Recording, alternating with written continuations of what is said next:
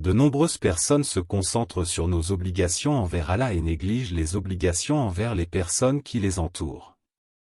Aujourd'hui, nous allons découvrir à quel point il est dangereux de se concentrer sur l'une de ces obligations et de négliger l'autre.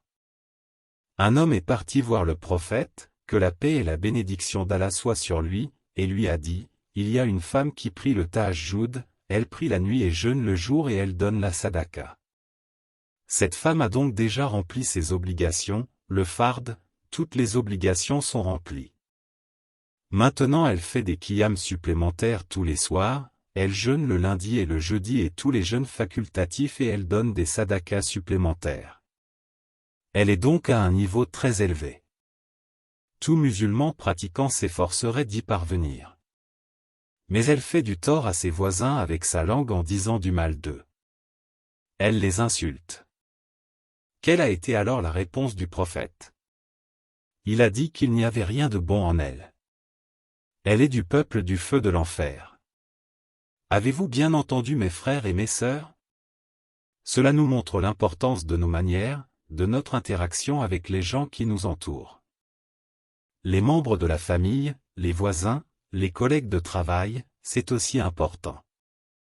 Parce que cette femme, elle a déjà dépassé l'obligation et elle fait les prières facultatives mais elle nuit aux voisins. Cela signifie qu'elle ira au feu de l'enfer pour être punie pour cela.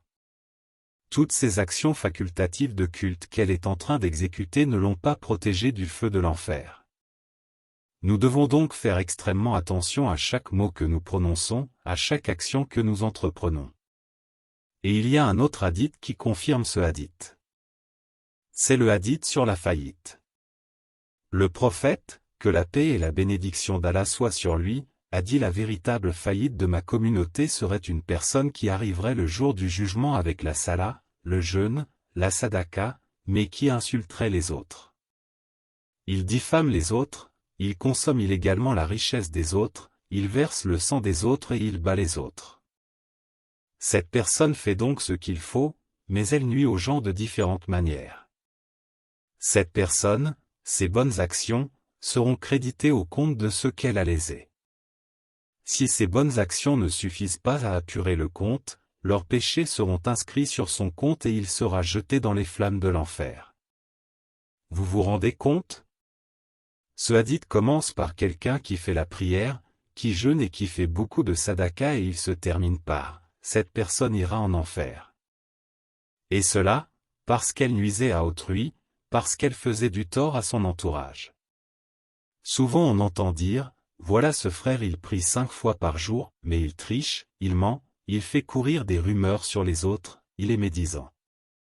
Ou encore, mashallah, elle porte le niqab, c'est super, mais elle fait du tort à son voisin, elle crée de la fitna, des problèmes, dans sa famille. Alors, soyez très prudents, ces hadiths sont 100% authentiques.